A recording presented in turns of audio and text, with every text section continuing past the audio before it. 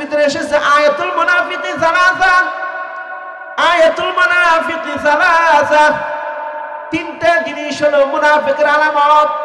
তিন জিনিস যদি কোনো মানুষের মেজাজ আল্লাহ তাআলা দিয়ে থাকেন, তিন জিনিস যদি কোনো বান্দার গুণ থাকে, খারাপ গুণ, বদ গুণ, তাহলে ওই মুমিনটার মুমিন থাকে না, মুনাফিক হয়ে দুনিয়া থেকে বিদায় নেয়। এক নম্বর মুনাফিকের আলামত হলো আয়াতুল মুনাফিকি সালাসাতুন ইযা হাদাসা কাযাবা, যখন কোনো ব্যক্তি কথা বলে কথার সাথে মিথ্যা বলে, মিথ্যা বলনেওয়ালা ব্যক্তি মুনাফিকের খাতায় তার নাম চলে যায়। মিথ্যা আমরা বলি কিনা কোন দেখি? আহা, এমন কোন মুমিন নাই বুকে হাত দিয়ে বলতে পারবে না হুজুর গত এক সপ্তাহ আমি একটা মিথ্যা কথা বলি নাই, এক জোড়া বলতে পারবে না। কথা বলেন ঠিক কিনা? বরং মোবাইলে আইসা আরো মিথ্যা কথার সুযোগ বেশি করছে। ফোন দিছে, ভাই কয় আছেন? ঘরের মধ্যে শুয়ে আছে, আমি হাজিপুর বাজারে আছি। কথা বলেন ঠিক কিনা? ঘরের মধ্যে শুয়ে আছে, রাত্রিবেলা ফোন দিছে, পাওনাদার টাকা পাও, হুজুর ভাই কয় আছেন? কই আমি জামালপুরে আছি, অথচ ঘরের মধ্যে শুয়ে আছে। মোবাইল আরো মিথ্যা বলার সুযোগ বাড়াই দিছে। তাহলে মুনাফিকের এক নম্বর আলামত হলো যখনই কথা বলে মিথ্যা বলে। সুতরাং মিথ্যা থেকে আমাদের বাঁচতে হবে। কথা বলেন ঠিক কিনা? দুই নম্বর, ওয়াইদা তুমি না খানা, তার কাছে কোনো কিছু আমানত থাকলে আমানতের খেয়ানত করে সে মুনাফিক হয়ে যায়। আমানতের খেয়ানত, আমানত কি কি আছে? যেমন বোনের সম্পত্তি আপনার কাছে আমানত, বোনকে একটা মাছ দিয়া আর 1 কেজি গোস্ত দিয়া সমস্ত সম্পত্তি লিখে নাও, কিয়ামতের ময়দানে তোমার খবর আছে। কথা বলেন ঠিক কিনা? বোনের সম্পত্তি পুঙ্খানুপুঙ্খ আমানত তোমার বোনকে বুঝাই দিতে হবে। তারপর বোন যদি স্বেচ্ছায় খুশি হয়ে তোমাকে দেয় তাহলে আলহামদুলিল্লাহ। অন্যতে বোনের সম্পত্তি যদি খলে ছলে বলে কলা কৌশলে ভাইয়ের 1 ভাগ 2 ভাগ হলো ভাই, 1 ভাগ হলো বোন, এর কম যদি দাও কিয়ামতের ময়দানে আল্লাহর সামনে তোমার জবাবদিহি করতে হবে। কথা বলেন ঠিক কিনা? আমানতের খেয়ানত করা মুনাফিকের আলামত। 3 নাম্বার, ওয়াইদা ওয়াদা আখলাফা, যখন ওয়াদা করে ওয়াদা ভঙ্গ করে। শুক্রবারে বলছে টাকা দিবে কামলাকে, 1000 টাকা পা, শুক্রবারে দিবে। শুক্রবার যায় খবর নাই, শনিবার যায় খবর নাই, রবিবার যায় খবর নাই, এই সেই মরিচ বিক্রি করতে পারিনি, এইটা করতে পারিনি, সেইটা করতে পারিনি। ওয়াদা ভঙ্গ করে বারবার যারা ওয়াদা ভঙ্গ করে এরা হলো মুনাফিকের আলামত, মুনাফিকের লিস্টে তাদের নাম চলে যায়। তাহলে 3 জিনিস হলো মুনাফিকের আলামত: মিথ্যা বলা, আমানতের খেয়ানত করা, ওয়াদা ভঙ্গ করা। মনে থাকবে তো? এই 3 জিনিস থেকে বেঁচে থাকতে পারলে আপনি মুনাফিক থেকে বেঁচে থাকতে পারলেন। আর শিরিক থেকে, মুনাফিক থেকে যদি আপনি বেঁচে থাকেন দুনিয়ার জমিনে, কিয়ামতের ময়দানে একটা আমল করবেন, ওই একটা আমলই আল্লাহ নেকের পাল্লা ভারী করে আপনাকে জান্নাতে পৌঁছায় দিবেন। সুবহানাল্লাহ বলেন। তাহলে ভালো আমলের 4 গুণ। কয় গুণ মনে আছে তো? ভালো আমলের কয় গুণ? 1 নাম্বার ঈমান ঠিক রাখতে হবে। 2 নম্বর ভালো আমলের গুণ হলো ইলম জানতে হবে। ইলম, নামাজ কয় রাকাত যদি আপনি না জানেন, কোন জায়গায় সূরা ফাতিহা পড়তে হয় যদি না জানেন, কোন জায়গায় আল্লাহু আকবার বলতে সেটা যদি না জানেন, কোন জায়গায় হাত তুলতে সেটা যদি না জানেন, তাহলে নামাজ পড়লে ওই নামাজ তো আল্লাহ নেবে না। আপনি একটা শার্ট বানাইতে দিচ্ছেন টেইলার্সের দোকানে, বলছেন এইখানে পকেট দিবা, এইখানে বোতাম দিবা। ওই ব্যক্তি করছে কি, হাতা দিছে এত লম্বা, পকেট দিছে 10টা, পকেট দিছে লম্বা করে। হাতার জামার সামনে বোতাম না দিয়ে বোতাম দিছে পিছনে, উল্টা পাল্টা করে মাপ দিয়ে বানাইছে। যখন আপনার সামনে দিবে ওই শার্টটা আপনি নিয়ে টেইলার্সের খলিফা বরাবর, মুখ বরাবর একটা পাক মারবেন। কথা বলেন ঠিক কিনা? আবার নাম এমন রাখে যে নামের সাথে তার কামের মিল নাই। কথা বলেন ঠিক কিনা? নামে যদি আর কামে মিল না থাকে তাহলে সমস্যা আছে। আধুনিক যুগ, এখন আমরা আর ভালো নাম রাখতে চাই না, আনকমন নাম রাখতে চায়, যেটা আর কি সচরাচর পাওয়া যায় না। তো এক বান্দা, আল্লাহ তাআলার এক বান্দা, তার 4 জন ছেলে মেয়ে। কয়জন? বড় জনের নাম মেয়ে রাখছে বাতেশা, ছেলের নাম রাখছে হলো পচা। পচা নাম আছে না এরকম? কোন সাদা, কালা, ফর্সা, পচা, 1.5 বছর নাম আছে। বল্টু, সল্টু আছে না নাই বলেন? ছেলের নাম রাখছে পচা। ছেলের নাম কি রাখছে? পচা। 2 নম্বর ছেলের নাম রাখছে মুইতে। কি নাম? 3 নম্বর ছেলের নাম রাখছে বাসি। কি আল্লাহর কি কাম, বড় মেয়ের বিয়ের প্রস্তাব, লোকজন আসে, দেখা হবে, পাত্রী দেখবে। পাত্রী দেখে মেয়ের খুব পছন্দ হয়েছে, ছেলে পক্ষ বিয়ের আসরে বসছে, খাবার দিবে। বাপে ডাক দিয়েছে, পচা বাতান। কি আন? পচা বাতান। চিন্তা করতেছে, কিরে আইলাম বিয়ে বাড়ির অনুষ্ঠান, এত সুন্দর পাত্রী দেখলাম, পচা ভাত খাওয়াবো, কারণটা কি? ছোট ছেলেরে ডাক দিছে, মেজু ছেলেরে, মুইতে পানি আন, কাম হয়েছে। 3 নম্বর ছেলেরে ডাক দিছে, বাসি তরকারি আন, বাসি তরকারি। এখন পাত্রের পক্ষের লোকজন, এই চল বিয়ে এই বাড়ি করাবো না, পচা ভাত খাওয়াবো বিয়ের অনুষ্ঠানে, এই বাড়ি আত্মীয় করবো, ছোয়া উঠে গেছে। তার নামের সাথে কামের মিল নাই, কথা বলেন ঠিক কিনা? তুমি নামে মুসলমান নাকি কামে মুসলমান, বলেন তুমি নামে মুসলমান নাকি কামে মুসলমান, বলেন সবাই কইতে হবে, তুমি নামে মুসলমান নাকি কামে মুসলমান, বলেন। নামে কামে মিল না হলে, নামে কামে মিল না হলে রইবে কি আর মান, তুমি নামে মুসলমান নাকি কামে মুসলমান, তুমি নামে মুসলমান নাকি কামে মুসলমান। নামে কামে মিল না হলে, নামে কামে মিল না হলে রইবে কি আর মান, তুমি নামে মুসলমান নাকি কামে মুসলমান, তুমি নামে মুসলমান নাকি কামে মুসলমান। নাম রেখেছে আব্দুর রহিম, কলমা জানে না, আছে না নাই? নাম রেখেছে আব্দুর রহিম, কলমা জানে না, এই সমাজে এমন লোকের সংখ্যা অগণা, কথা বলেন ঠিক কিনা? নাম রেখেছে আব্দুর রহিম, কলমা জানে না, এই সমাজে এমন লোকের সংখ্যা অগণা। এহেন সমাজ বদলা থেকে, এহেন সমাজ বদলা থেকে রাখবে অবদান, তুমি নামে মুসলমান নাকি কামে মুসলমান, তুমি নামে মুসলমান নাকি কামে মুসলমান। নামের সাথে কামের মিল নাই। অনেক লোক আছে এমন, নাম রাখছে পরশা কিন্তু একবার কান্না, নাম রাখছে বাদশাহ কিন্তু একবার ফকির, আছে না নাই? এই জন্য নাম রাখতে হবে ভালো, যেই নামের সাথে নবীদের নাম মিল আছে, যেই নামের সাথে সাহাবীদের নাম আছে, যেই নামের সাথে নেককারদের নাম আছে, কথা বলেন ঠিক কিনা? মানে কিয়ামতের দিন লক্ষ কোটি কোটি মানুষের সামনে আল্লাহ তাআলা নাম ধরে ডাক দিবেন, নাম আব্দুর রহমান, কিয়ামতের ময়দানে দাঁড়িয়ে যাও।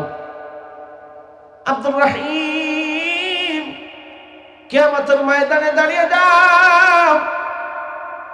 নাম শুনে আব্দুর রহিম যারা নেককার ছিল, তারা যখন দাঁড়িয়ে যাবে, তাদের সাথে বদকার লোক আব্দুর রহিম নামে যত ছিল তারাও দাঁড়িয়ে যাবে। রব্বুল আলামিনের পক্ষ থেকে ঘোষণা হবে, আব্দুর রহিম নেককার লোক, আব্দুর রহিমকে আমি আল্লাহ জান্নাতি ঘোষণা করলাম। সঙ্গে সঙ্গে যারা আব্দুর রহিম বদকার ছিল, তারাও ওই আব্দুর রহিমের সাথে হাসরের ময়দানে জান্নাতের দিকে রওনা হবে। রব্বুল আলামিন আল্লাহ তাআলার মায়া দয়া অনেক বেশি, যার মায়ার কোনো সীমানা নাই। ওই আল্লাহ তাআলা বলবেন, যা আমার আব্দুর রহিম জান্নাতি, তার সাথে তোরাও যখন উঠেছিস একসাথে হাসর হবে। ওই আব্দুর রহিম নেককারের সাথে বদকার আব্দুর রহিমকে আমি মাফ করে জান্নাত দিয়ে দিলাম। সুবহানাল্লাহ বলেন। এই জন্য নাম রাখতে হবে ভালো। সল্টু, বল্টু, কল্টু এগুলো নাম রাখা যাবে না। নাট, বৈশাখ, জ্যৈষ্ঠ, আষাঢ়, শ্রাবণ, বৈশাখ মাসে হয়েছে, নাম রাখছে বৈশাখ, বৈশাখী হয়েছে না? এরকম আছে না নাই বলেন? শুক্রবার হয়েছে, নাম যে শুকুর আলী, শুক্র আলী, আছে না নাই? হাই রে, নাম যেন অর্থবোধক হয়, নামের সাথে যেন আমার ইসলামের একটা তামাদ্দুন সংস্কৃতির মিল থাকে। আমার নাম শুনে যেন বোঝা যায় আমি একজন মুসলিম। কিন্তু দুর্ভাগ্যের বিষয়, আফসোসের বিষয়, আজকের মুসলমানদের নাম শুনলে মনে হয় হিন্দু না খ্রিস্টান, বৌদ্ধ, তার চিনার কোনো উপায় নাই। কথা বলেন ঠিক কিনা? নাম সুন্দর রাখতে হবে।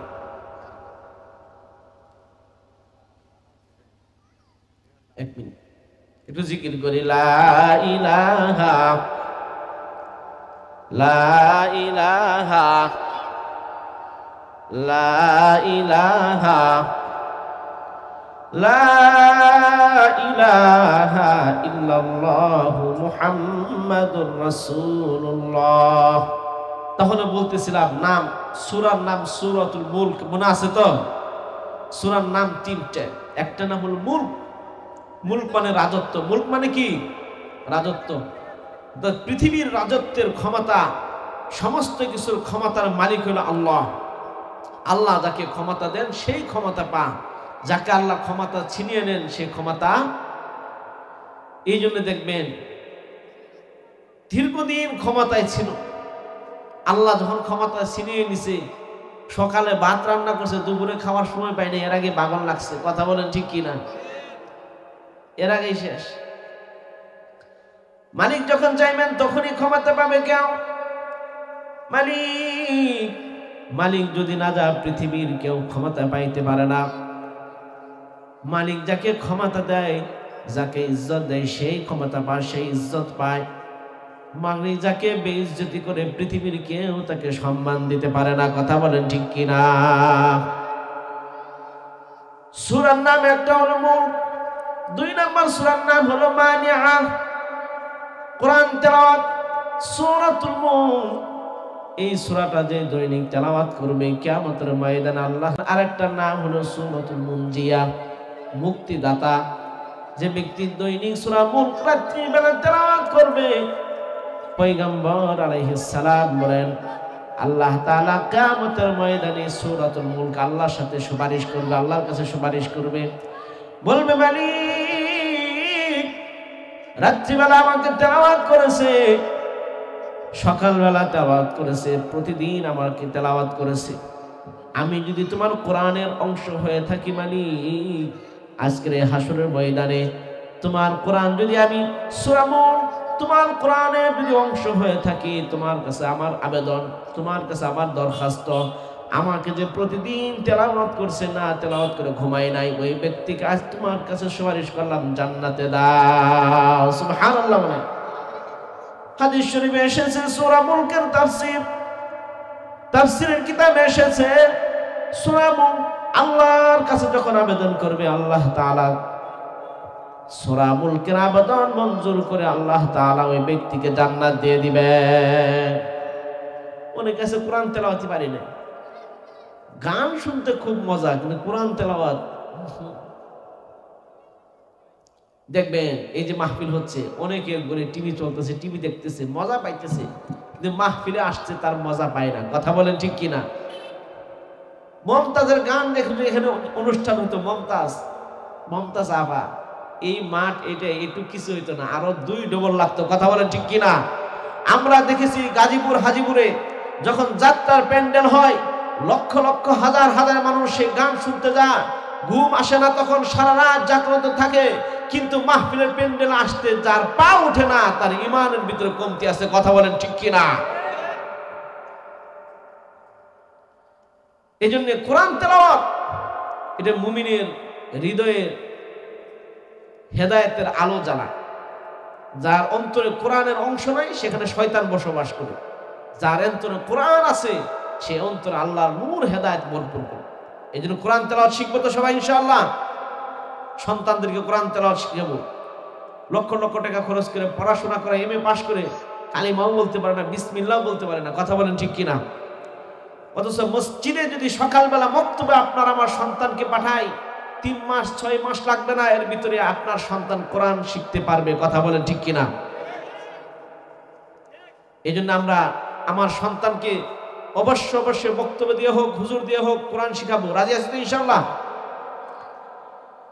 সূরা মুলকের যে আয়াতটি তেলাওয়াত করছি, আল্লাহ তাআলা বলেন আল্লাযী খালাকাল মাউতা ওয়াল হায়াতা লিয়াবলুয়াকুম আইয়ুকুম আহসানু আমালা। আল্লাযী খালাকাল মাউতা ওয়াল হায়াতা, আল্লাহ তাআলা মউত সৃষ্টি করেছেন, জীবন সৃষ্টি করেছেন।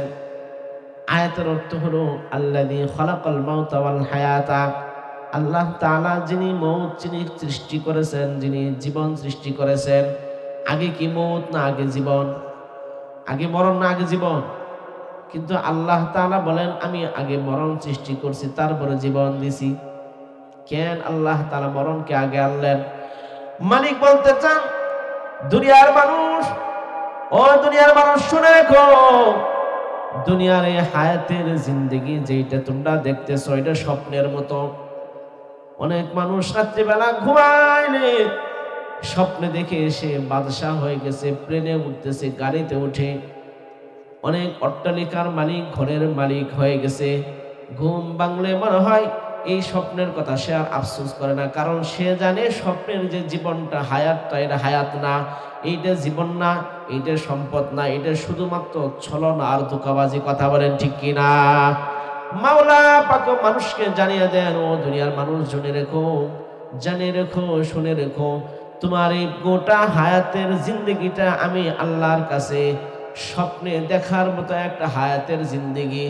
যখন তোমার আজরাইল সামনে চলে আসবে তখন তোমার কাছে মনে হবে গোটা হায়াতের জিন্দেগি 70 বছর, 80 বছর, 100 বছর পর্যন্ত দুনিয়ায় কাটাইছি, এইটাকে মনে হবে যে স্বপ্নের মতো একটা কয়েক সেকেন্ডের একটা স্বপ্ন ছিল। কথা বলেন ঠিক কিনা? হায়াতই না, জীবনই না। আসল জীবন তো পরকাল। যে জীবন শুরু আছে শেষ নাই, যে জীবনের শুরু আছে আর শেষ নাই, ওই জীবনের জন্য মেহনত নাই। দুনিয়ার এই হায়াতের জিন্দেগির জন্য সকালবেলা ঘুম থেকে উঠে নামাজ নাই, রোজা নাই, কোনো কিছু, নামাজ নাই, সকালবেলা খেতে চলে যা, সারাদিন পরিশ্রম করে আবার সন্ধ্যাবেলা ফিরে দুনিয়ার 60 বছর জিন্দেগিতে সুন্দর করার জন্য যে মেহনত করে সাজায়, অথচ আখিরাতে এর চাইতে কোটি কোটি গুণ বেশি হায়াত, এর কোনো সীমানা নাই, সীমানাহীন একটা হায়াত আল্লাহ তাআলা দান করবেন। ওই হায়াতের বাড়ি গাড়ি সাজানোর জন্য দুনিয়ার মেহনতের সমান মেহনত না, তার চেয়ে বেশি মেহনত করার দরকার। অথচ দুনিয়ার জিন্দেগি সাজানোর জন্য যতটুকু মেহনত করি, আখিরাতের জীবন সাজানোর জন্য এর 10 ভাগের 1 ভাগও মেহনত আমরা করি না। কথা বলেন ঠিক কিনা? মেহনত করি না। অথচ জীবনের উচিত ছিল হায়াতের জিন্দেগি তো আজ আছে কাল নাই, আখিরাতকে সাজানোর জন্যই সারাদিন পরিশ্রম করা, 24 ঘন্টায় মেহনত করা। এই জন্য আল্লাহ তাআলা পরের আয়াতে বলেন লিয়াবলুয়াকুম আইয়ুকুম আহসানু আমালা, লিয়াবলুয়াকুম আইয়ুকুম আহসানু আমালা।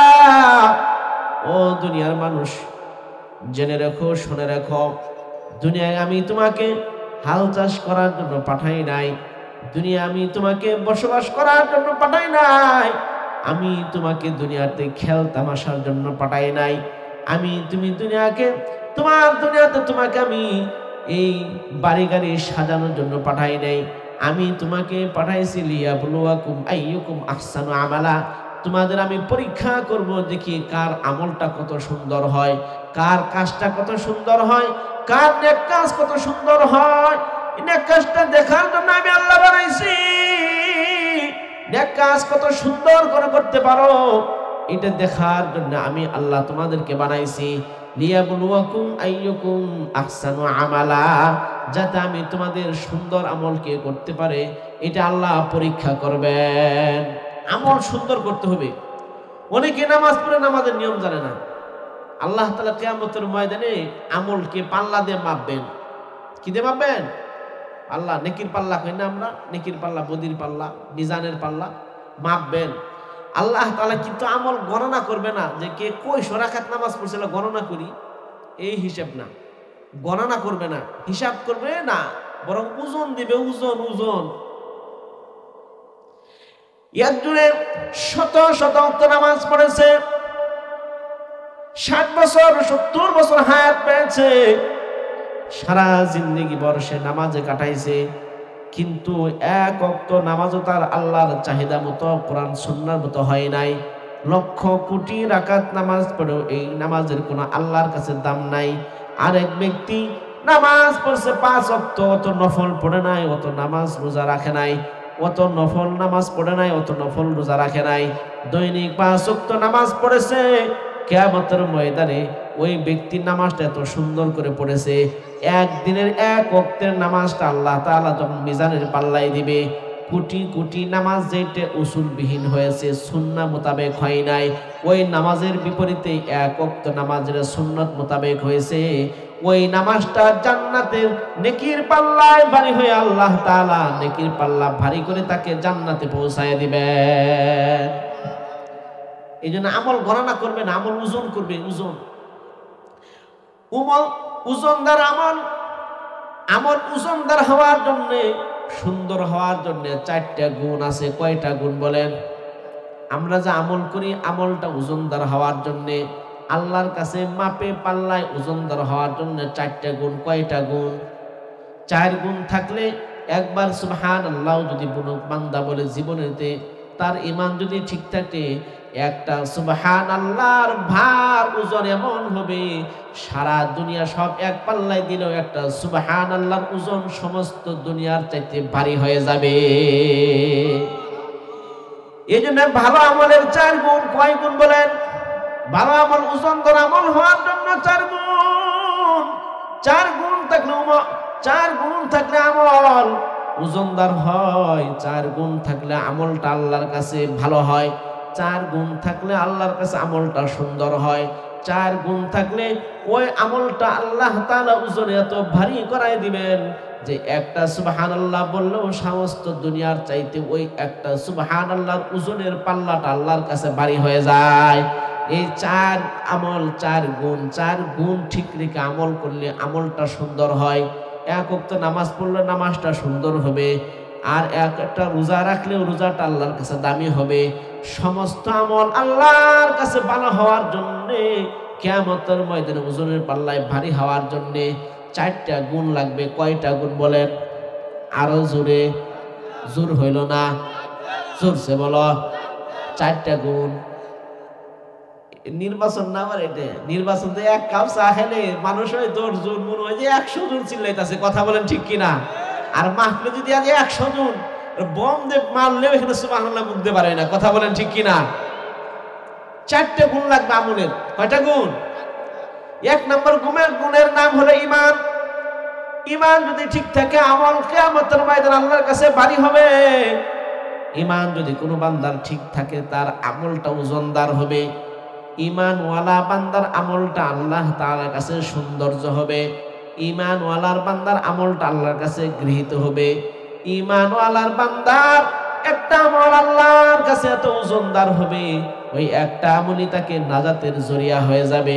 এই জন্য ঈমান ঠিক রাখে আমল করতে হবে। কাফের, মুশরিক, বেদিন যারা আছে, ঈমান নাই, যত নেক আমল করবে, একটা নেক আমল ওজনের পাল্লায় 1 তুল্লাও ওজন হবে না। কথা বলেন ঠিক কিনা? তাহলে আমল ভালো হওয়ার জন্য, আল্লাহর কাছে ওজনদার হওয়ার জন্য 1 নম্বর গুণ লাগবে। কি বলেন তো? ঈমান। ঈমান ঠিক রাখতে হবে। ঈমান নষ্ট হয় বিশেষ করে 2টা কারণ। কয় কারণে বলেন? একটা হলো শিরিক, প্রধানত শিরিক করলে ঈমান ঠিক থাকে না। আল্লাহ তাআলা কোরআনে বলেন, ইন্নাহু মান ইউশরিক বিল্লাহি ফাকাদ হারামাল্লাহু আলাইহিল জান্নাহ। যে ব্যক্তি দুনিয়ার জমিনে শিরিক করবে, কিয়ামতের ময়দানে আল্লাহ তাআলা ওই বান্দার জন্য জান্নাতকে হারাম করে দিবেন। যে শিরিক অবস্থায় মারা যাবে, তার জীবনেও কোনোদিন তার কপালে জান্নাত লেখা নাই, বিনা হিসাবে সে আল্লাহর দরবারে জাহান্নামী হবে। এই জন্য শিরিক থেকে বাঁচতে হবে। কি থেকে বাঁচতে হবে বলেন? দুনিয়ার জমিনে কত শিরিক যে মানুষ করে, এর কোনো সীমানা নাই। কয়েকটা শিরিকের কথা উল্লেখ করে পরের গুণে যাব। 1 নম্বর, আল্লাহকে সেজদা দেই আমরা। কাকে সেজদা দেই? আল্লাহ ছাড়া দুনিয়ার জমিনে কারোর জন্য যদি কেউ সেজদা দেয়, ঈমান থাকবে? মাজারে সেজদা দিলে থাকবে? কোন আলেমদের সেজদা দিলে কি ঈমান থাকবে? কোন মূর্তির কাছে মাথা নত করলে ঈমান থাকবে? তাহলে এগুলো থেকে বাঁচতে হবে। আরো বিয়া শাদীর মধ্যে যে কত শিরিক আছে, এগুলো শুনলে আপনারা হাসবেন। গ্রাম দেশে এগুলো চলে। বিয়া শাদীর মধ্যে দেখবেন 2টা পটলে লাগা, পটলে দেখছেন আপনারা? তেল দিয়ে লাগাই দেয়। দাদিরা জিজ্ঞেস করলাম, কেন লাগাইছো দাদি 2টা পটলা কেন? তো মহিলারা বলে, ও যুবক শুনো, এই 2টা পটলা লাগাইছি। এই 2টা পটলা, একটা হলো স্বামী আর একটা হলো স্ত্রী। যে পটলের আগুনটা আগে নিভে যাবে, সে আগে মারা যাবে। এই শিরিক। ওই পৈতলের কোনো ক্ষমতা আছে নাকি? ওইটা বিয়ের সময় পরীক্ষা করে স্বামী আগে মারা যাবে না, স্ত্রী আগে মারা যাবে, দাদি নানিরা পরীক্ষা করার জন্য পৈতলে ধরে, সম্পূর্ণ শিরিক। কথা বলে ঠিক কিনা? আরো কত শিরিক জানেন? পাত্র পাত্রীকে গোসল করায়া পুরো করে যখন ঘরের দিকে নিয়ে যায়, তখন সামনে মাটি পাতিলের একটা চারা রাখে, ওর উপরে পাড়া দিয়ে পাত্র নিয়ে যা। দেখছেন আসেনি গ্রামে? নিয়ে যা। জিজ্ঞাসা করলাম কেন এমন করো, কেন? বলে এই যে মাটির পাতিলে পাড়া দিলাম, যে কয়টা টুকরা ওই কয়টা তাদের সন্তান হবে। নাউজুবিল্লাহ কন। আরো কি করে জানেননি? পাত্র পাত্রীকে পাটির উপর বসা, পাশার নিচে কিছু দান চাউল দিয়ে রাখে। দেখছেন নি আপনারা? আছে না নাই? কথাগুলো সত্য না মিথ্যা? জিজ্ঞাসা করলাম কেন করছেন, কেন এমনটি করলেন? বলে হুজুর এই যে পাত্র পাত্রীর নিচে দান চাউল দিলাম, এইটে দ্বারা তাদের জীবনের সংসারে সব বরকত হবে। নাউজুবিল্লাহ কন। ওই দান চালের কি ক্ষমতা আছে তাদের জীবনে বরকত করার? বরকতের মালিক কে? আরো জোরে বলেন কে? আল্লাহর নাম জোরে বলেন কে? বরকতের মালিক আল্লাহ, জীবনের মালিক আল্লাহ, হায়াতের মালিক আল্লাহ। পুতলের দ্বারা তার হায়াত কমে না, পারে না। ওই পাতিল টুকরার সমান তার সন্তান হবে না। আর পাশার নিচে ওই ভালো জিনিস দিলে তার বরকত হয় না। বরকতের মালিক আল্লাহ, হায়াতের মালিক আল্লাহ। আর সন্তান কয়টা হবে না হবে এইটার জানার দেওয়ার মালিক কে? আল্লাহ। এইগুলো শিরিক থেকে বাঁচতে হবে। আর একটা শিরিকের কথা বলি। ছোটবেলায় দাদি নানি মা বাবারা যখন দাঁত পরে, একটা দাঁত যখন পরে হাতে দেয়, হাতে দিয়া বলে যা এটা ইঁদুরের গাতে দিয়া, চালের উপরে দিয়া, কি কবি? কই ইঁদুর মামা আমার এই চ্যাপটা দাঁত দিয়া চুক্কা দাঁত দেও। আছে না নাই? সত্য না মিথ্যা? এইটাই ইঁদুরের কি চুক্কা দাঁত দেওয়ার ক্ষমতা আছে নাকি? সম্পূর্ণ শিরিক। এই সমস্ত শিরিক থেকে বাঁচতে হবে। কথা বলেন ঠিক কিনা? এই সমস্ত শিরিক করলে সাথে সাথে ঈমান চলে যায়। এই জন্য শিরিক, ঈমানকে রক্ষা করতে হবে। ঈমান রক্ষা করলে, ঈমান যদি থাকে, একটা আমল করবে, ওই আমলটা আল্লাহর কাছে সবচাইতে দামি হয়ে যাবে। ঈমান বাঁচাইতে হবে। 2 নাম্বার, ঈমান নষ্ট হয় কি কারণে জানেন? মুনাফিক হয়ে যদি কেউ মারা যায়, মুনাফিক হয়ে যদি কেউ দুনিয়ার জমিন থেকে বিদায় নেয়, ওর জন্য কিন্তু মাপ নাই। দুনিয়ার ভিতরে সবথেকে শ্রেষ্ঠ মুনাফিক ছিল উবাই ইবনে সালুল। আল্লাহ রাসূলের জামানায় সবচেয়ে শ্রেষ্ঠ একজন মুনাফিক। যখন সে ইন্তেকাল করলো, তার ছেলে আছে, ইয়া রাসূলুল্লাহ, পিতা ইন্তেকালের সময় ওসিয়ত করে গেছে, আপনার এই জামাটা আপনি আপনার একটা পাঞ্জাবি দিয়ে আমার পিতার কাফনের ব্যবস্থা করবেন, আপনি নিজে তাকে জানাজা পড়াবেন, নিজে হাতে দাফন করবেন। পয়গম্বর, মায়ার নবী, দয়ার নবী, রাহমাতাল লিল আলামিন, সন্তানের কথা শুনে তিনি ঠিক থাকতে পারলেন না। পিতার জানাজার জন্য তিনি চলে গেলেন, নিজের একটা পাঞ্জাবি তাকে কাফন পরানোর জন্য দিয়ে দিলেন। জানাজা শেষ করে যখন ফিরে আসতেছিলেন, আয়াত নাযিল হয়ে গেছে, সাওয়াউন আলাইহিম আস্তাগফারতা লাহুম আম লাম তাস্তাগফির লাহুম সাওয়াউন আলাইহিম আস্তাগফারতা লাহুম আম লাম তাস্তাগফির লাহুম 70 মাররাতান ফালান ইয়াগফিরাল্লাহু লাহুম। আল্লাহ তাআলা জানাই দিলেন, পয়গম্বর 70 বার যদি আপনি মুনাফিকের জন্য ক্ষমা চান, তবুও আমার পক্ষ থেকে ক্ষমা নাই। সুতরাং কোনো ব্যক্তি যদি নেফাক নিয়ে মারা যায়, কোনো ব্যক্তি যদি মুনাফিকে মারা যায়, কাবাগরের ইমাম, জাতীয় মসজিদের ইমাম, জাতীয় জামালপুরের সবচেয়ে বড় মসজিদের ইমাম, সমস্ত ইউনিয়নের সমস্ত আলেম দিয়েও যদি খতম পড়া 40 করে, তবু ওই ব্যক্তির কবরে এক তুলনা আমাদের জানতে হবে, তাহলে না বাঁচতে পারবে মুনাফিকি থেকে। কথা বলেন ঠিক কিনা? হাদিসের ভিতরে এসেছে আয়াতুল মুনাফিকি সালাসা, আয়াতুল মুনাফিকি সালাসা, 3টা জিনিস হলো মুনাফিকের আলামত। 3 জিনিস যদি কোনো মানুষের মেজাজ আল্লাহ তাআলা দিয়ে থাকেন, 3 জিনিস যদি কোনো বান্দার গুণ থাকে, খারাপ গুণ, বদ গুণ, তাহলে ওই মুমিনটার মুমিন থাকে না, মুনাফিক হয়ে দুনিয়া থেকে বিদায় নেয়। 1 নম্বর মুমিনের, 1 নম্বর মুনাফিকের আলামত হলো আয়াতুল মুনাফিকি সালাসাতুন ইযা হাদাসা কাযাবা, যখন কোনো ব্যক্তি কথা বলে, কথার সাথে মিথ্যা বলে, মিথ্যা বলনেওয়ালা ব্যক্তি মুনাফিকের খাতায় তার নাম চলে যায়। মিথ্যা আমরা বলি কিনা কোন দেখি? আহা, এমন কোন মুমিন নাই বুকে হাত দিয়ে বলতে পারবে না হুজুর গত এক সপ্তাহ আমি একটা মিথ্যা কথা বলি নাই, এক জোড়া বলতে পারবে না। কথা বলেন ঠিক কিনা? বরং মোবাইল আইসা আরো মিথ্যা কথার সুযোগ বেশি করছে। ফোন দিছে, ভাই কয় আছেন? ঘরের মধ্যে শুয়ে আছে, আমি হাজিপুর বাজারে আছি। কথা বলেন ঠিক কিনা? ঘরের মধ্যে শুয়ে আছে, রাত্রিবেলা ফোন দিছে, পাওনাদার টাকা পাও, হুজুর ভাই কয় আছেন? কয় আমি জামালপুরে আছি, অথচ ঘরের মধ্যে শুয়ে আছে। মোবাইল আরো মিথ্যা বলার সুযোগ বাড়াই দিছে। তাহলে মুনাফিকের এক নম্বর আলামত হলো যখনই কথা বলে মিথ্যা বলে। সুতরাং মিথ্যা থেকে আমাদের বাঁচতে হবে। কথা বলেন ঠিক কিনা? দুই নম্বর, ওয়াইদা তুমি না খানা, তার কাছে কোনো কিছু আমানত থাকলে আমানতের খেয়ানত করে সে মুনাফিক হয়ে যায়। আমানতের খেয়ানত, আমানত কি কি আছে? যেমন বোনের সম্পত্তি আপনার কাছে আমানত, বোনকে একটা মাছ দিয়া আর 1 কেজি গোস্ত দিয়া সমস্ত সম্পত্তি লিখে নাও, কিয়ামতের ময়দানে তোমার খবর আছে। কথা বলেন ঠিক কিনা? বোনের সম্পত্তি পুঙ্খানুপুঙ্খানু আমানত তোমার বোনকে বুঝাই দিতে হবে। তারপর বোন যদি স্বেচ্ছায় খুশি হয়ে তোমাকে দেয় তাহলে আলহামদুলিল্লাহ। অন্যতে বোনের সম্পত্তি যদি খলে ছলে বলে কলা কৌশলে ভাইয়ের 1 ভাগ 2 ভাগ হলো ভাই, 1 ভাগ হলো বোন, এর কম যদি দাও কিয়ামতের ময়দানে আল্লাহর সামনে তোমার জবাবদিহি করতে হবে। কথা বলেন ঠিক কিনা? আমানতের খেয়ানত করা মুনাফিকের আলামত। 3 নাম্বার, ওয়াইদা ওয়াদা আখলাফা, যখন ওয়াদা করে ওয়াদা ভঙ্গ করে। শুক্রবারে বলছে টাকা দিবে কামলাকে, 1000 টাকা পা, শুক্রবারে দিবে। শুক্রবার যায় খবর নাই, শনিবার যায় খবর নাই, রবিবার যায় খবর নাই, এই সেই মরিচ বিক্রি করতে পারি নাই, এইটা করতে পারি নাই, সেইটা করতে পারি নাই। ওয়াদা ভঙ্গ করে বারবার যারা ওয়াদা ভঙ্গ করে এরা হলো মুনাফিকের আলামত, মুনাফিকের লিস্টে তাদের নাম চলে যায়।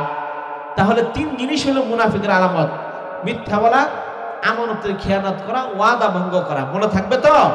এই 3 জিনিস থেকে বেঁচে থাকতে পারলে আপনি মুনাফিক থেকে বেঁচে থাকতে পারলেন। আর শিরিক থেকে, মুনাফিক থেকে যদি আপনি বেঁচে থাকেন দুনিয়ার জমিনে, কিয়ামতের ময়দানে একটা আমল করবেন, ওই একটা আমলই আল্লাহ নেকের পাল্লা ভারী করে আপনাকে জান্নাতে পৌঁছায় দিবেন। সুবহানাল্লাহ বলেন। তাহলে ভালো আমলের 4 গুণ। কয় গুণ মনে আছে তো? ভালো আমলের কয় গুণ? 1 নাম্বার, ঈমান ঠিক রাখতে হবে। 2 নম্বর, ভালো আমলের গুণ হলো ইলম জানতে হবে। ইলম, নামাজ কয় রাকাত যদি আপনি না জানেন, কোন জায়গায় সূরা ফাতিহা পড়তে হয় এটা যদি না জানেন, কোন জায়গায় আল্লাহু আকবার বলতে সেটা যদি না জানেন, কোন জায়গায় হাত তুলতে সেটা যদি না জানেন, তাহলে নামাজ পড়লে ওই নামাজ তো আল্লাহ নেবে না। আপনি একটা শার্ট বানাইতে দিয়েছেন টেইলার্সের দোকানে, বলছেন এইখানে পকেট দিবা, এইখানে বোতাম দিবা। ওই ব্যক্তি করছে কি, হাতা দিছে এত লম্বা, পকেট দিছে 10টা, পকেট দিছে লম্বা করে। হাতার জামার সামনে বোতাম না দিয়ে বোতাম দিছে পিছনে, উল্টা পাল্টা করে মাপ দিয়ে বানাইছে। যখন আপনার সামনে দিবে ওই শার্টটা আপনি নিয়ে টেইলার্সের খলিফা বরাবর, মুখ বরাবর একটা পাক মারবেন। কথা বলেন ঠিক কিনা? আল্লাহ তাআলা বলছে নামাজ এইভাবে পড়বা, এইভাবে পড়বা, এখানে সাজদা দিবা, এখানে সুবহান রাব্বিয়াল আ'লা বলবা, এখানে রুকু করবা। ওইভাবে না পড়ে উল্টা পাল্টা করে যখন আল্লাহর দরবারে নামাজটা দিবেন, এই নামাজ ফেরেশতারা নিয়ে আপনার মুখের মধ্যে পাক মেরে নিক্ষেপ করে চলে যায়। কথা বলেন ঠিক কিনা? এইজন্য জানতে হবে ইলম। এইজন্য আল্লাহ রাসূল বলেছেন তালাবুল ইলমি ফরিদাতুন আলা কুল্লি মুসলিম, কোন প্রত্যেকটা মুমিনের উপর ইলম শিক্ষা করা ফরজ। ইলম শিক্ষা না করলে নামাজ পড়তে পারবে না, ইলম শিক্ষা না করলে সে সঠিকভাবে রোজা রাখতে পারবে না, ইলম না শিখলে সে আমল করতে পারবে না, ইলম না শিখলে সুবহানাল্লাহ ঠিকমতো বলতে পারবে না, ইলম না শিখলে বিসমিল্লাহটা শুদ্ধ করে বলতে পারবে না। কথা বলেন ঠিক কিনা? এই জন্য আমল শুদ্ধ হওয়ার জন্য 2 নম্বর গুণ হলো ইলম শিখতে হবে। কথা বলেন ঠিক কিনা? 3 নম্বর, আমল সুন্দর হওয়ার জন্য 3 নম্বর গুণ হলো রসুলের সুন্নত মোতাবেক আপনার আমল করতে হবে। রসুল যেই জায়গায় সুবহান রাব্বিয়াল আ'লা বলছেন সেখানেই বলতে হবে। রসুল যেইভাবে রুকু দিয়েছেন সেইভাবেই দিতে হবে। রসুল যেখানে যা করছেন সেভাবেই করতে হবে। উল্টা পাল্টা করলে ওই আমল আল্লাহর দরবারে যাবে না। আল্লাহর দেওয়া পদ্ধতিটা রসুল দেখাই গেছেন, ওর নাম হলো তরিক। ওর নাম কি? দেখেন মাইক্রো গাড়ি আছে না, প্রাইভেট কার, অনেক দামি, ওইটা কি ক্ষেতের মধ্যে চলবো? আবার সাইকেল অনেক দামি, এটা কি আকাশে উড়ে? কম দামি। যেইটা যেখানে স্থান ওইখানে রাখলে ওইটা চলে। কথা বলেন ঠিক কিনা? ঠিক পয়গম্বর আলাইহিস সালাম প্রত্যেকটা আমলকে দেখাই গেছেন ওইটা ওইভাবেই করলে রাস্তার মতো সোজা চলবে, আল্লাহর দরবারে যা পৌঁছবে। কথা বলেন ঠিক কি না? আল্লাহ বড়, এক আল্লাহর ইবাদত করো, 3 ফরজে গোসল করো, 4 ফরজে ওযু করো, 5 ওয়াক্ত নামাজ পড়ো, 6 উসুলের বয়ান শোনো, যদি চাও বাঁচতে চলে যাও গাছতে, আর করে না ভঙ্গি, জলদি চলো টঙ্গি। কথা বলেন ঠিক কি না? মুসলমান আমার নাম, ইসলাম হলো গাড়ি, জান্নাত হলো আমার বাড়ি। তাহলে আমলের কয় গুণ? ভালো আমলের কয় গুণ? আবার বলেন কয় গুণ? 1 নম্বর কি? ঈমান। 2 নম্বর কি? ভুলে গেছে এখনই। 2 নম্বর কি? ইলম জানতে হবে। 2 নম্বর কি? 3 নম্বর রাসূলের সুন্নাত। 3 নম্বর কি? 4 নাম্বার হলো এই আমল ভালো করার জন্য নিয়ত ঠিক থাকতে হবে। কথা বলেন ঠিক কিনা? অনেকে হজ করে এই নিয়তে যে হজ করে আইসে নামের শুরুতে লিখবো হাজি, আমাকে মনে করবে অনেকেই ভালো, অথচ আমি হলাম সবচেয়ে সেরা পাজি। কথা বলেন ঠিক কিনা? অনেকেই নামাজ পড়ে এই কারণে আমি একজন মাতাব্বর মানুষ, আমি যদি মসজিদে না যাই মানুষে কি বলবে, আমি যদি নামাজ না পড়ি মানুষে কি বলবে, এই যে লোক দেখানো নামাজ আল্লাহর জন্য পড়ে না। কথা বলেন ঠিক কিনা? এই জন্য সব জায়গায় সব কাজে শুধু নিয়ত সহি রাখতে হবে, যে খাঁটি নিয়তে সহি নিয়তে প্রত্যেকটা আমল থাকবে আল্লাহকে দেখানোর জন্য। কথা বলেন ঠিক কিনা? আল্লাহকে দেখানোর নিয়তে সহি নিয়তে যদি কোনো কাজ করে, ওই নিয়তটা যদি 1 টাকাও দান করে সহি নিয়তে, 1 টাকা আল্লাহ তাআলা বাড়ায়া উহুদ পাহাড় পরিমাণ সওয়াব দিয়ে তাকে নেকির পাল্লা ভারী করে দিবেন। নিয়ত ঠিক রাখতে হবে। আদম আলাইহিস সালাম যখন জান্নাত থেকে আসছেন, আল্লাহ তাআলা তো তাকে নামিয়ে দিয়েছেন দুনিয়ার জমিনে, জানেন না আপনারা? নামিয়ে দিয়েছেন। যখন তিনি জান্নাত থেকে আসছেন তার পরনে কাপড় ছিল না, বরং জান্নাতি গাছের পাতা দিয়ে শরীর ডাইকে দুনিয়ায় আসছে। আসার পর বনের হরিণটা তাকে দেখতে গেছে। একদল হরিণ শুনছে যে আদম আলাইহিস সালাম নবী দুনিয়ার জমিনে আসছে, বনের হরিণটা দেখতে গেছে। তাফসীরের কথা এগুলো। দেখতে গেছে তো আদম আলাইহিস সালাম হরিণদেরকে মেহমানদারি করবে, দেখতে আইছে, এই জন্য একটু পাতা ছিঁড়ে ছিঁড়ে হরিণদেরকে দিছে, খাও। তাফসীরের কিতাবে লেখে পয়গম্বর আদম আলাইহিস সালাম গাছের পাতা হরিণদের দেওয়ার কারণে হরিণদের ভিতরে আল্লাহ তাআলা 3টা গুণ দান করছেন। একটা গুণ দিছেন আল্লাহ তাআলা পাতা খাওয়ার বদলে তাদের চেহারাটাকে সুন্দর করে দিয়েছেন, দেখবেন হরিণ অনেক সুন্দর দেখা যায়। কথা বলেন ঠিক কিনা? 2 নম্বর গুণ তাদের গোশত অনেক মজা বাড়াই দিয়েছেন আল্লাহ তাআলা। 3 নম্বর গুণ দিয়েছেন হরিণের ভিতরে মৃগনাভি হয় মিশকাম্বর, অনেক দামি একটা ঘ্রাণ এবং দামি একটা ঔষধ। 1 তুল্লার দাম লক্ষ লক্ষ টাকা, সবাই কিনতে পারে না। একদল হরিণ যখন সেই পাতা খায়া আবার জঙ্গলে ফিরে আসছে, দেখে তাদের শরীর থেকে সুন্দর ঘ্রাণ বের হইতেছে। আরেকদল হরিণ ওই দলকে জিজ্ঞাসা করে, ভাই তোমরা কোথায় গিয়েছিলা? তোমাদের চেহারা এত সুন্দর, তোমাদের শরীর থেকে এত সুন্দর ঘ্রাণ, তোমরা কোথায় গিয়েছিলা? অন্য দল বলল, ওই দল যেটা আদমকে দেখে এসেছে তারা বলল, আমরা পয়গম্বরকে দেখতে গেছিলাম, হরিণ আমাদেরকে পয়গম্বর জান্নাতের গাছের পাতা খাওয়াই দিছে, এই জন্য আমাদের শরীরে এমন সুন্দর চেহারা, এই জন্য আমাদের শরীর থেকে তো সুন্দর ঘ্রাণ বের হচ্ছে। আরেকদল হরিণ তারা দৌড়াই গেল আদমের কাছে পাতা খাওয়ার জন্য, আদমকে দেখার জন্য না, যে একটা পাতা খাওয়ার কারণে তাদের শরীরের চেহারা সুন্দর হয়ে গেছে, ভিতরে সুন্দর ঘ্রাণ তৈরি হয়েছে, এই জন্য তাদের নিয়ত বালা না, তাদের দেখার জন্য যায় নাই। তারা নিয়ত করছে পয়গম্বরকে দেখতে যাবে না, বরং পয়গম্বরের কাছে পাতা খায়া তাদের চেহারাটাকে সুন্দর করার জন্য গেছে। পয়গম্বর যখন একই পাতা তাদেরকে দিয়েছেন, ওই দলের হরিণের আর খাইছে ঠিক, চেহারাও সুন্দর হয় নাই, মৃগ নামেও হয় নাই, গোশতও মজা হয় নাই। এই জন্য সব হরিণের চেহারা সুন্দর না, কোনো কোনো হরিণের চেহারা মাইটে কালা কালা দেখা যায় কিনা। আবার সব হরিণের গোশতও মজা না, সব হরিণের পেটের ভিতরে মৃগ নাভি নাই। এই জন্য নিয়ত সহি করে গেলে সেখানে আল্লাহ তাআলা আমলে তো বরকত দান করার।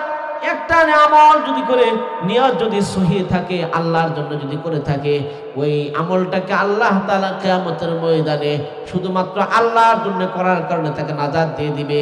এক আল্লাহর ওলি ছিল, একদিন কলম দিয়ে লিখতেছে।